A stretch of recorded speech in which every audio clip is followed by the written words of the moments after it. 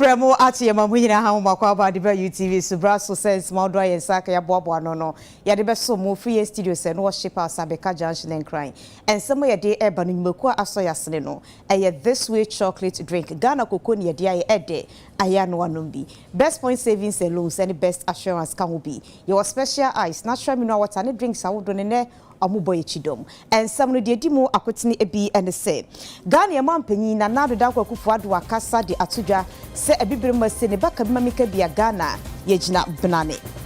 adesede akọ ede ama budget officers awodo district assembly nimu se ebeya nkomonhwe no mpekọ menya sika ede ayempuntu djuma yebekọ jampo krom ne wonso ade hye no akasa chem so mu hiamoa free abano nchenti abano emedumo wo South Nebeko Zambia manim opposition leader Afresa yento abantem vise abano woteso no sikasam totoye no enkoye na entwaye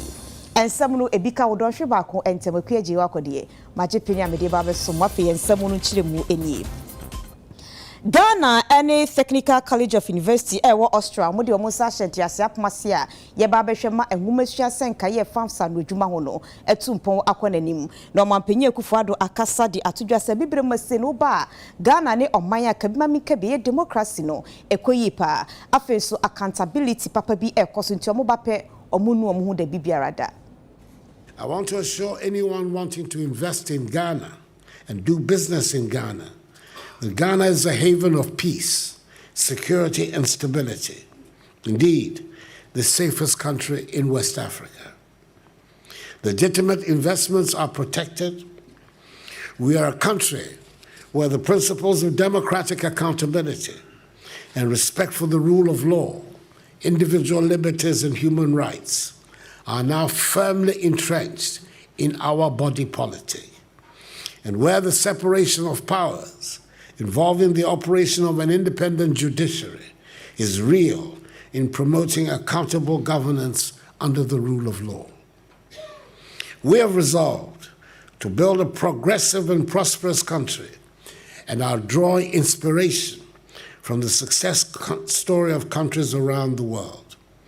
We've also decided to walk hand in hand with the private sector and the business community in this journey.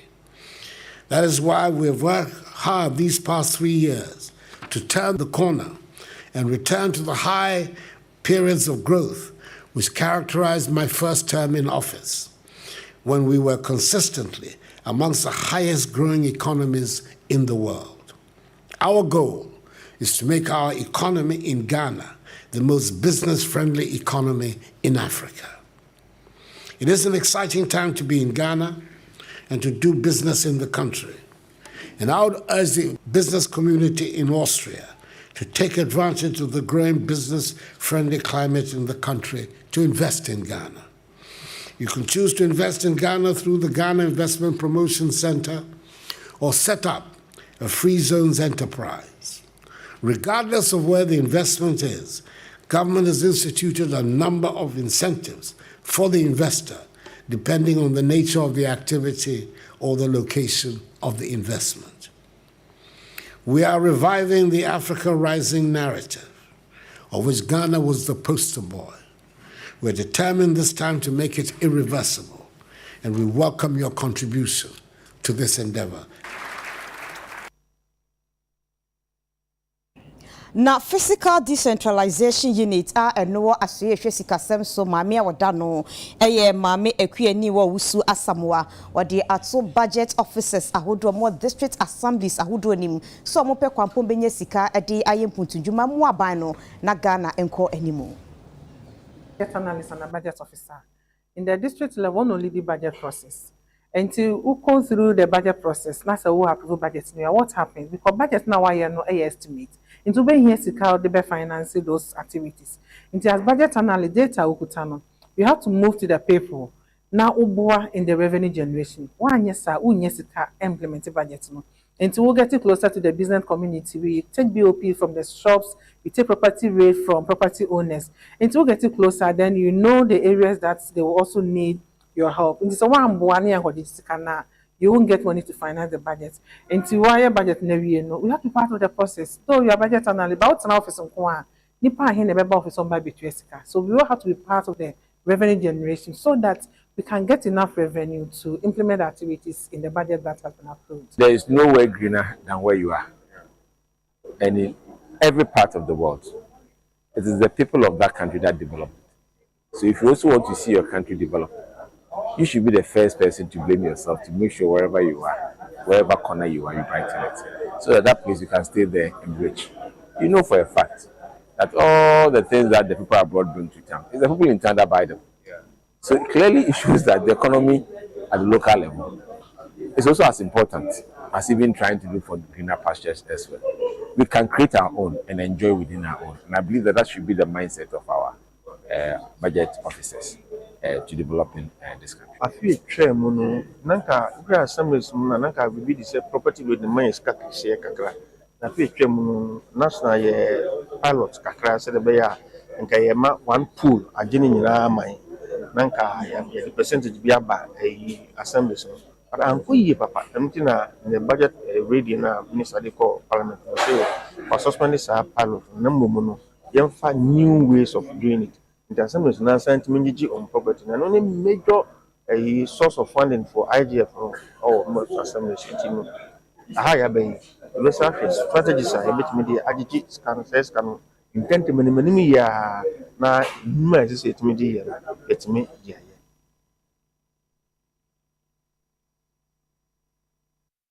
Tano North Mrashibejeni onwenya for Dr. Frida Prempe MPP Forto Abanrekunyano Efrinensa nanso wakasa ade atodwa kyerem se achia emui esnabebo nyinade obetokoso asum na dehye no kopum ebra obehu se yes enyema ayeye amana dehye and a new patriotic party mechira MPP amanyoko no wo mo ekoto aba o mu de yi emrahye bedwafo anase nipa o mo begina se emrahye bedwafo ade ama party no 7 December 2024 general elections no ekoso wa miapi na mu baako Tanonof na Tanonof no onmonyamfo Dr. Frida Akosua Prempe ono na ye emrahye bedwani a owo honom mprempra ye kasei osaye minister edema sanitation and water resources na ono so esi akan ni bi nanso so no ade a wantimi ani enkunim a Dr. Gideon Boako our Vice President Dr. Mahmoud Bawumia a spokesperson no enedi enkunim eno ena nsamtwerefo ne na twetwe nkomo no kire se obia wokọ akansie bia no ade mienu pe ene woni tirim so obedi nkunim anase woni enkunim na wokọ a menka se nkunim nko ana ubedi awose utimi eye wadwene se sempo enkunim di ama obetimi akoso aye wadwuma ose eno ene wohu na Tanonof delegates anase ade hye omoto about Tanonof obabo ne yie pa wono etimi agina o manam emfie edu emienu 12 years that's a 3 terms one party nyade a odi oya bia ne ehia na na se MPP presidential candidate Dr. Mahmoud Bawumia no obetima bontoa Tanonof ade aboa ne nua kuma a wono sesi a omode tumi na ama no se onyina no a MPP nkunimdi ebetimi aye omode nti ono de wo hu sa abatoro mato awie omampanyini na nado danko akufo ado soafo de bia wode ama no eno na wo hwe so a obeye na juma okwa abato a you either lose or win, you cannot break even. It will require you sack yourself for say obe winning. Massa so na de timamufu aka no se wodi adwuma. Until the delegates have spoken and have taken it in good faith. Yes, if you're delegates, but I've always said I trust delegates and I trust their judgments. Until they are more I don't hold anything against them and I don't fault them as well. I continue to serve the good people of Tano North. And the most important thing for all of us as MPP4, they say beye jumadin, they are breaking 8 no. Eti abebo ya papa ba omi achidom ni aye adwumaden enye Tano North nko a Ghana fa na nyina ba bia mesom di medru bia behwe se ye be break 8 no eho anamon na metu ebi na migusu a bitu se mehwe se memufo ni ahafofo benya nsu anom na ochina bi mbegina haka se muntu abama Dr. Bahamadu Bawumia waka se ne breso e na odi nsu a ye dey digitize yi ba ye di tu akado Bawumia na dey ba it's normal. I mean, who say the fufurobia? Bumanguma Japan wono ejina MPP amayekoni dimu ewo sehwiyo so abato mpesua ne so wakire se yato aba ede amano MPP dimu de nenso wanye MPP nkoa mu dwuma no ba be ye adwuma boa atwa ma NDC MPP mu nyada edie ewo sehwini ne potamu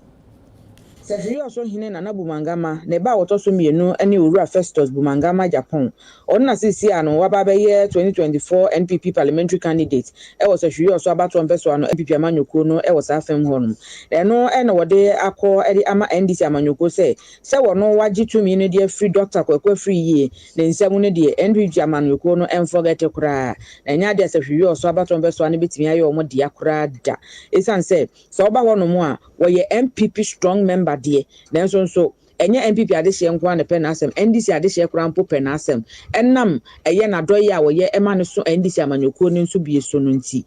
won de ne nsem nyina ne se adwa no enya de NDC amanyoko ne wo so wo de omo ani kura kukuru no krakra se eba bedi omo afam da wo de nsem we nyina nto dwa ebra eye wo mo primary se course so 27th January mu no yede ahimbote no ebo no so ne nkunimdie na akode ama no so wonyina mu honom emfama NPP amanyoko the eba be ne say ye be shemu kena is about hard work, dedication. Ye be koso abo seat ne ho ban the seat ne de enya de NDC for Sabeka and the omunyo ma dwunfre so far as a boom aso mu de omunyo ma dwunfre so me I believe in hard work so who results na ba ne no hard work so what you say yes you come from ne koye adwumaden na adwumaden no so the results in the beba me politics no e wom say me join MPP ko ne de ba me politics they go beyond MPP NDC for dome because me ye papa no kra ma ne bro so nti bebre ye betu bebre amama beto abama me ne Dr. Mahmoud Baumia and it is possible we are going to do it. Owura Samuel Kofi Bill Western North Regional Research Officer ochiremu so ma yenhwemu asiase na NPP amanyoko no target seat awodo bi wo mpeso ane so na wo mo gidie mapa se enam pontudwuma wodo wo maprede ama adehye no wo honom no ade a chese honom no wo mo fa seat no adi sokura wabra wo mo ehwe mo ani mutin se nkunimdie no bekode ama wo wo mfempem mienu ne aduonu nan abato edibitintim so December 7 target say ye beji seat ni bi aka ho because we adwuma MPP aban aye any ye various aspirants for the various constituencies adwuma omo aye omo keka e wo party ni mu a ye ogidie ye say ye beji seat ni bi aka ho aye ye ho adwuma ye nim say ba omis ye beji seat ni bi aka ho kakra me ka che supporters ni say ye MPP for ye ka bi man ka bi atum ye ko ne say ya e be hu ya so oh ye kopre but ye nya to wi a ye nyina ye busua ba ko de aka ne say ye be ya adwumaden ni ya woni seat no because seat ni hia ye be da ye nuanom so a omo koe na ase omo akasa ye migidi ye say kasa omo aka do fi omo akomam a mo de be ya adwuma ya tumi awoni seat ni ya twumu pa seat we abeka one of the traditional seats no Onmonyafo Joseph Kujuwano enefia abato mpesua no ye mrahye bedwani wako empremiensa na eso anano memede etwam aba MPP fo eto ye no odintwo ema lawyer Isaac Yaboama na aba eno wakasa de atudwase ne nnafom nye bayira brewadwo wokonkoden eno oje ekunwa ne free Owura Joseph Kujunsem no obesan hwe amana ye MPP fo de afebo onkabom no dikan ame mewi obi nyame wan ba ne jama so said ye boom na ye jumazen constituency no obi bekado traditionally an MPP stronghold but say yentum yanko na yankyerem bipadom no mana ya no mana ye pede ye ya omboa inti no kese na nkasa na order ye nemi oye me expectation the motu mewi na igwa na mama even numbers na MPP nyen 2020 wa kwasumbu achindem 2024 party no said ya bum ye ko na meken se yanya kora ye ntu ye na mankasa so said ya kofum na ye ne omani nyina na de nkofuliti ikita ho na ye hye ni nkra na ye che o man 2024 it miji de oye djuma kesa fe na djuma na ye be hyase enti ye be ko ne ani nkofulu so edi ko mama fuliti ko ni ahwe oye absolutely oya adam ni na edi dem nkomo me ka che ni dey say odi nkunima meta na echi misika na ahode me say na so dey say misumi di nkunima onbebum na yin na ye adwuma be kone na ndo na me na ekoti nkomo na ya hwemu say be ya yin na ye bebu oya MPP ne kan ko na ye hwehwe including the police the EC for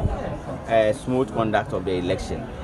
I also want to thank the distinguished delegates who have had confidence in me to vote for me for the second term. I really appreciate the loyalty and support that you have given to me. As I have indicated on several platforms, I have always won my election based on message. And I believe that the days where elections are anchored on personal attack, smear campaign, character assassination has given room for campaign of message. In all my elections, I have always defeated my opponent because I am able to outline specific policy interventions that I believe that can inure to the benefit of my constituents. I feel very happy. I feel extremely happy to show that propaganda don't work, lies don't work, okay, and money don't work. It's about trust and relationship with people. Okay, if you have trust, even if they deceive everybody, the one person to vote for you to win, you always get that person. And I've worked hard for this competition. I'll continue to work hard for all my elections. Asiyehwe amamre akwansani adwidie so amoni UNESCO fo akaunti apam ho ma tifi mantemu ahinkrota malimu no omaye dwumadie ade afa emfempim mienu ni aduonu na meche afi amamre ntotoye a ebejuamu ade amagana no ho afini na eye asoya ehwe ya mamre ne ya mane ne yensra hweso Ministry of Tourism, Arts and Culture sha se eye ye homa ye hwemu ede ebo ya mamre ne ya mane hombra eye cultural policy document aban da na di 2004 mfi aduonu ni no emre aso se yeshia na yehwe senia homa no aboa Ghana ne kwan abefa so aye betumi asesem efuse nyama bebre na akoso ewo ya mamre ne ya mane mu enti mpenifo bebre a omo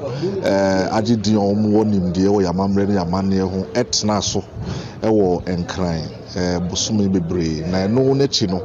na ese yede homa ne ko Ghana afana ina na yema Ghana fo ankasa enso ehwemu na echo mwadwen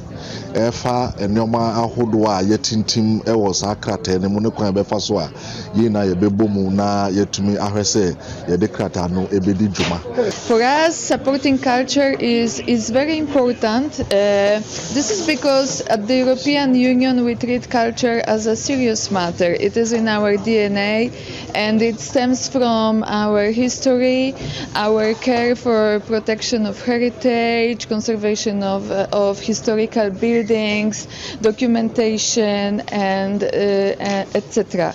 This is why when we have been in a dialogue with the government of Ghana, in particular the Ministry of Tourism, Arts and Culture, they have informed us of the need to revise the culture policy because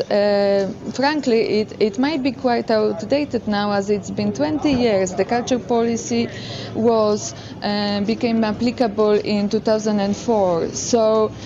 we immediately caught the idea, and we said that we would gladly support, because it is really in line with this importance that at the European Union we give to culture and heritage, and then this is why we are very glad to support Ghana to revise their policy. We don't expect that the culture should be adulterated by exotic infiltrations. When they do occur, then the culture is no longer the culture. We concede that culture is dynamic. The circumstances of our lives keep on changing, and we expect that those changing circumstances will introduce new things and remove old ones. But that shouldn't amount to a revolution. It should evolve. You see? So once we have a culture, in Africa we have a tribe, because every tribe is associated and defined by a particular culture. And Ghana Revenue Authority ade atudwa say emission levy no ehase and no ene say ahyen a enam Ghana senator ontutuo no won ba betua to no mo achichemu echiremu se ebia inji edemu no na beche sika wo betua eno entino eye abobo ya ne tricycles ahodo moto mu no eye busu afibia mo betua 75 Ghana cedis ena ne eye vehicles akese buses ahodo na ka ho no eno nso betua 150 Ghana cedis eno nso eye afibia na eba cargo trucks ahodo articulators ene ye keka ho no a omo nso atua 300 Ghana cedis afibia mu na we enam so ma akwan ene enema wodo ya hyenkafo meche Ghana Private Road Transport Union GPRT for echiremu se omode bo foforo bebe ya hyentiade ye de to no aba ne de ne atwa fatase edi ho nkomo ye kɔ ne ani kopek panyi kwankyerefo owura Duncan amoa edi nkomo ewo ho eja amoa ma hai ma menye oso na menchia watiefo ne wahwefo nyina nso so awie Ghana Revenue Authority for chemu say emission levy no ehase enne na ni nyina no ye fango se ye digu kamu na tutuo bamu na ekɔ eba no eba fango nsem nso a kopek edamabam se na muhu atue na moje ne sebebo Ghana fo mame enka ne sei aban me say oye desperate dodo desperation na seti in pa 2017-2018 Obekaya yakofa etuo bi ane e friend say luxury vehicle levy obobo sikane so no na AC mitiri mo say na nye sa luxury vehicle levy a yete baaye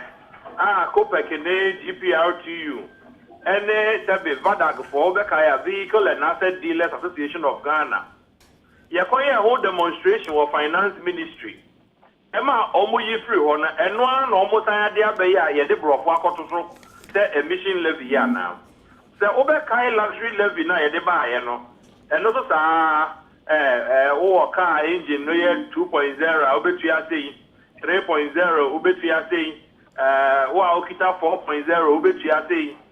eno po de na ya apem 1000 ne mu 2000 ye de baaye ye ko jeje ye na egu omanfo na adwuma say sebe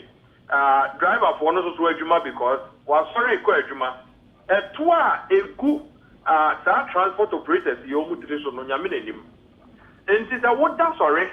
na sa luxury vehicle levy na ye ne aban ko si hu nkonya wo finance ministry ekoye ho demonstration obekaya bonaka eneka ya na etwetwe sebe ebini pachame mano enepa ye de bi ko ti finance ministry ekoye ho ye kire ama banyifo gitu mu ko yi luxury vehicle levy ni free ho ye wie ye no de de beto petrol so ene ne e friend is sanitation and pollution levy me say school ni nyina ya ko kakra say o ka say bibi pollution and a baby emission. What exactly are you referring to? The same thing. It is already no Ghana for every single day. Try to buy put for 1.7 million Ghana cedis for sanitation and pollution. No, now buy this Ghana so no for pollution you.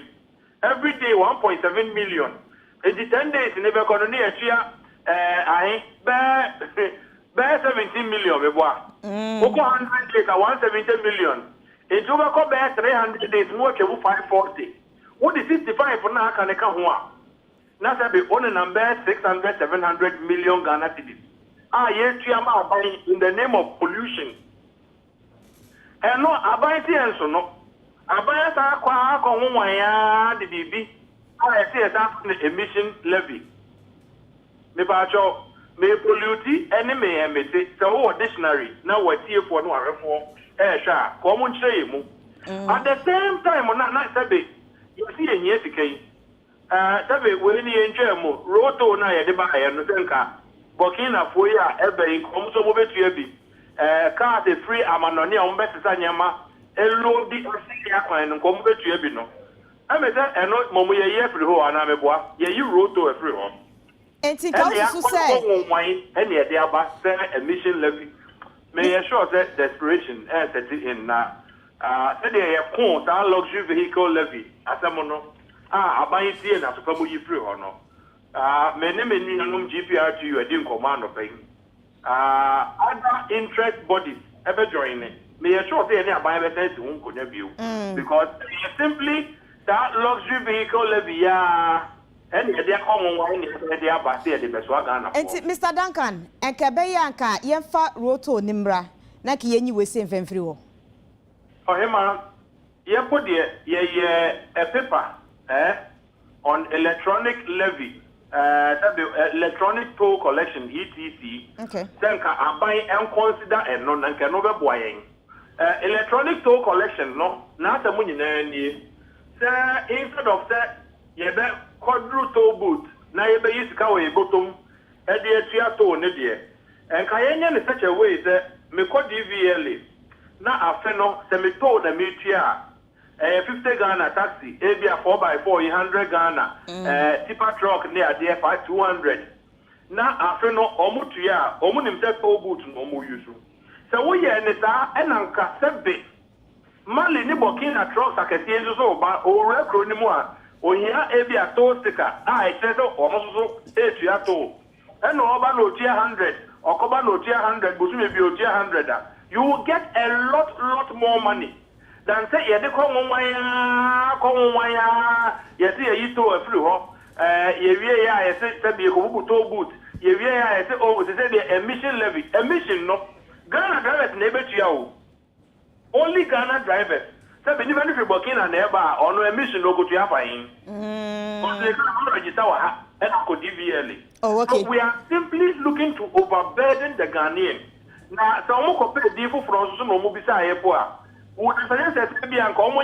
different name? How say pollution data? Pollution levy. Yeah, we are emission levy. Is this not semantics? And you're brought I Bakuye Pina Bakuye E. But any Juma Korea. It's when you come and of says someone abandoned Cotsnas and Tiasia and Yejumadia. Not just a demonstration is striking betting a PMU. That they are buying also want to the end of Bolacano or more multiminty a truck like I say near the Indian because that be auto petrol and a power here or cheer for pollution and wine. Which even encompasses everybody. Cars here have a chroma air, electric cars here, emission, common to be. Or money to for pollution, no problem. You I say a quantity emission. I buy NTA, no one continue home view. A beer. Now buy bit me a year before on you floor. When you are any best ball a car, no, and then almost tracer be the MP being in the finance ministry, and no Makoti Hunkunya.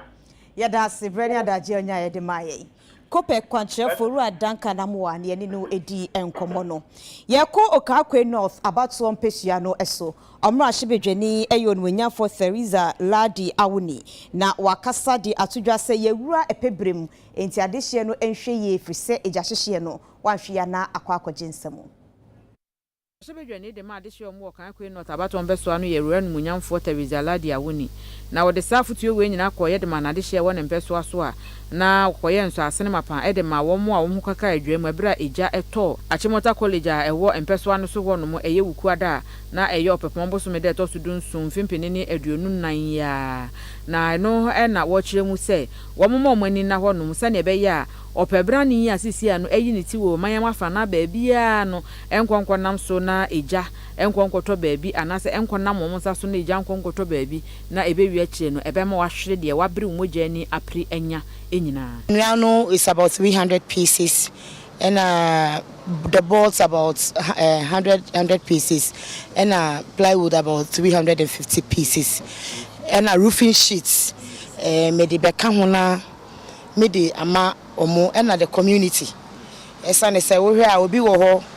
the structure bi aye loose aye eyi ahokyere nti omo ntimi mo awo mo enti mebua wo mo a omudan ne ashidwere do no nkrofo ba ku mienu bi won chen so a me support wo community na mu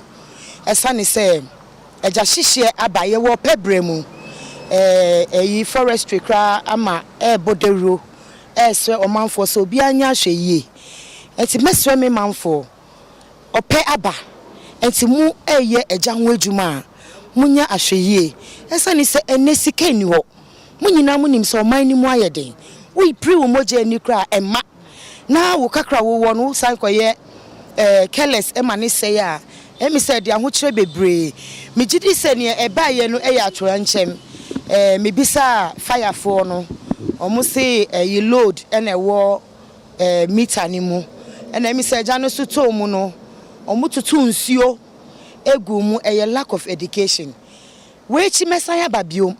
na ye dentitiye abre wo mu enwe hye ne ne adehye bi a wo monsa eka ye die so mfaso a na se na do ye so mfaso bi nso eretwe nkomo ema wo de da sensem sei etu edwa de oyema ye ne aso ye ne nti ye dana se pa nyame sira ne pa ye dana se tem hanso no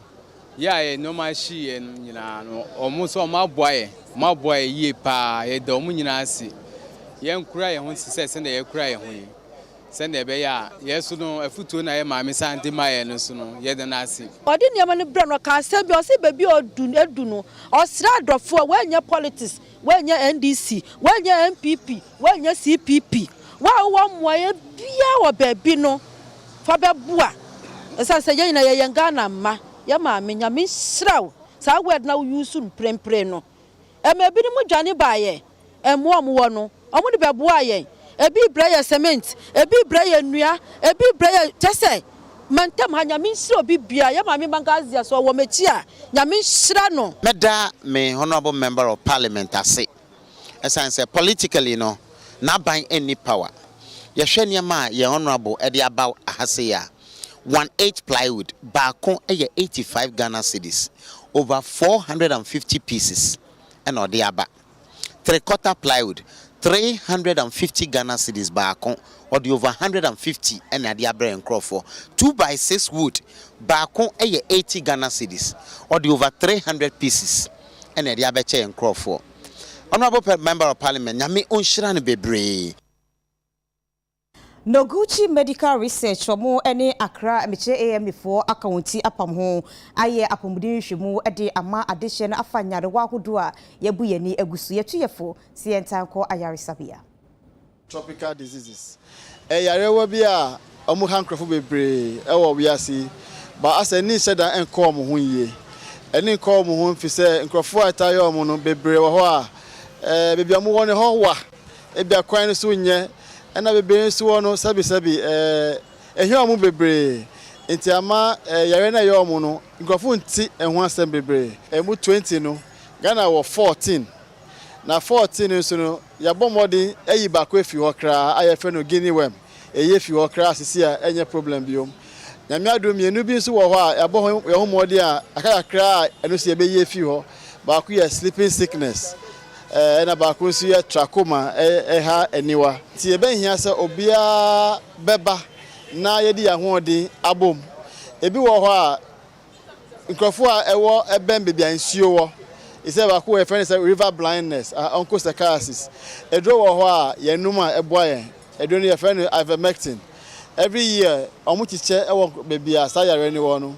ye hu say sa dro na edi makra no yare fufo wo ho so a sa edro kro na etime ye hu adwuma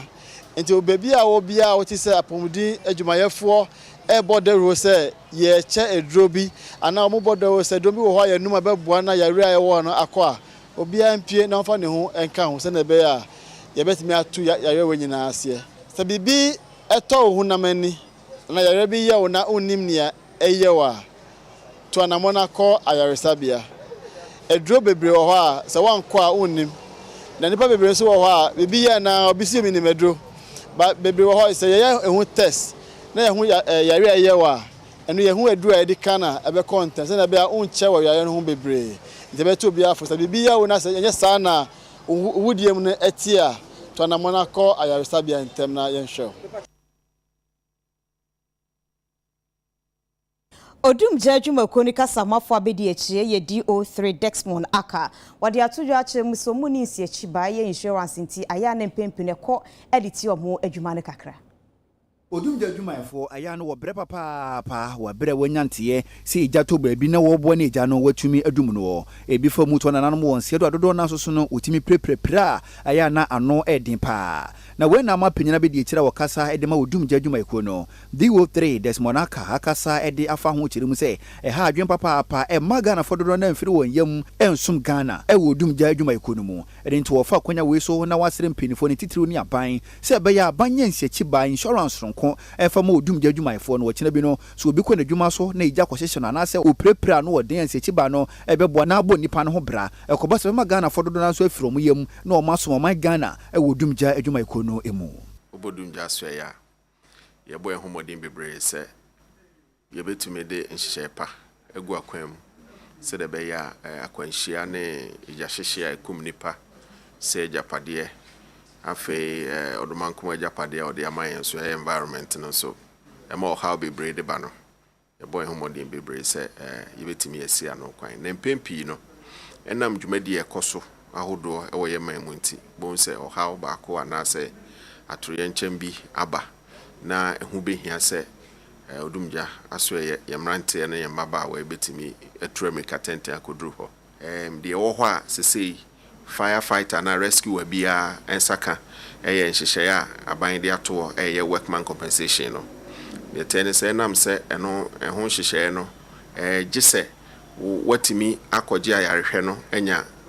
obi bɛseɛ receipt ne deɛ keka ho nyinaa ansa na wabɛ apply ansa na akɔ na wahwɛ na watimi atua nti process no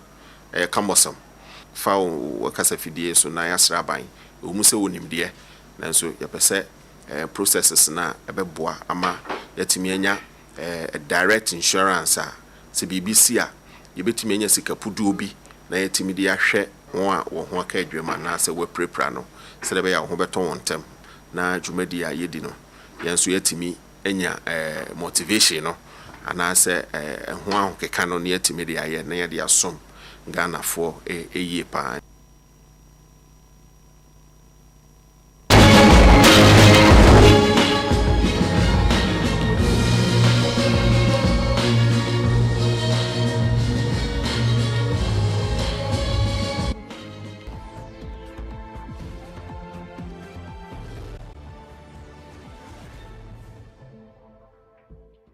Yama ye ho akwaba ye kompotem akankase ebomu ebeye mfinhye du mienu 12 years ni na ne yesi chip compound ewo Jampo Krum a eno Upper Denchira East Mensini mfimfiri mantemu ebepim sambre yenwie ye ntiade hye ne UTV akasa asre mpelifo so me yenwie na yenti yensemfiri na muwa ma yenkomu nkwaje ayarehwe leba ko ha dwene pa ne se ese yakuafo bebi ekose ye ho yare firi ha kose ye ho yare no moto se 30 cedis ti sabe so woka obi ko afum na yame mo na sika ko twa no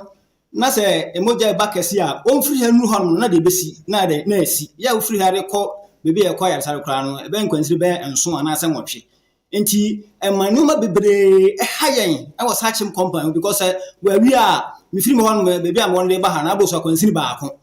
me nanti a maba bedu se miyam na yame akakra akra mituma de aba bedu enti esra aban ankra biara any NGOs for say beya adu de yesra wo mo hwe no me dan ma yen se wo hwe a sire mo abo nyina atete abubu asai aibasa ya kwanye even po ebi e pese say de ever fa say normal kakra but nsuo tode a ekwan anya kura nti esra ban say ompanya ne emehwe na omwa ye ne enye se beya even po ya pemfo no ye nyama ye bre nanse obi do obi ko odu kwa mana to we nyame de abasanka dani so na ye papa nka ye mmente sra ban se ompanya ne mehwe na ye nkwasifo yan so ye ble enam se kwan ne nyenti no e de aduane na ekodwa aduane nka be benya be 200 cities be be kona 50 cities ye be ba bi fia se hwe nkura na de ne nyina koma kurumfo ne nya hwe te sra ban se onso ntwa ne mehwe ka ye school ya ho ya ye abandada no epenso no be ye Musi dum pempenso bi na mfanse omoko position MPP aban bai obeto aso waye bi aboso na school no nyade a omo computer de ewie ehwe okola wo mo infuturo even kwa basketball kra no yenia oman na committee na basketball mo wan de ehwe afenso any teachers ya kwan ni bibia de enye anam teachers for any ha senti no ama ofun bebre ma etwa kwan ko teacher be akwansi nan na kwan bi twa kwan de eko esa teacher for me sape na wo school ya 51 copy pieces ya o how kese e de amaye sanse obi awo ka no no kwa na ya yero hosem this yedi nisi moto so obi awo ka no this yedi nisi moto so na ya piano de na kudu hwehwere enti no kure ni e de wo how kese pa ebre yenya yewo sa empatem ha nti sa na tie anamonto de yetu bebre ye de nkrata akogu of dunkwa bebre ye ne asame ma wo hwe ha yetu ho na mo bebre ya ye demonstration atia akasa so amana akọ Kesven ne no manyina so still adetia anatia ye kuto asra bansa na dawroma ono so ntwanani emehwe jampo man na jampo so sabi yeso e ka Ghana ho national cake ne achi amoma bin ye de enso yeso na kuadwuma de koko pa ye te no wahana mu asabi obehwe ya setena mu a e ara ho santi esra ban school no so de to so biom efri kg 1 edekọ class 6 no teachers miensa pe na wo school mo hanom si ya co-education ye CS and na mo PSA 2 na mpanyimfo no hwesa ye benya teachers no nyina aba na o mabaka dunkwa teachers nyina aba na o mabaka kuro amo mpene so mbaba kuro nkitu no mo abehwe ye mma no enti ama school no dodo na wa ne bi ebi for so ade o mo mara akwachichire amo nanten consider be nsia no mo kosua ade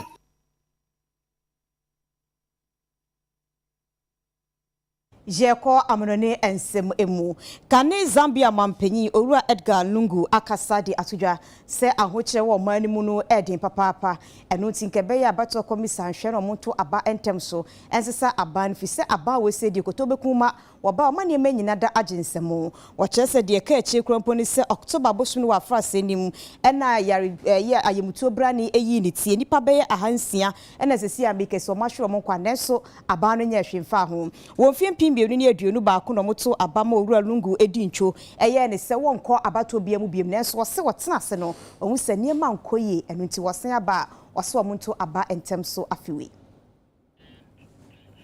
kasiebo no ensi ye gina wesie so ahome abaye ba bongo difara or the sports agudi eba beto aso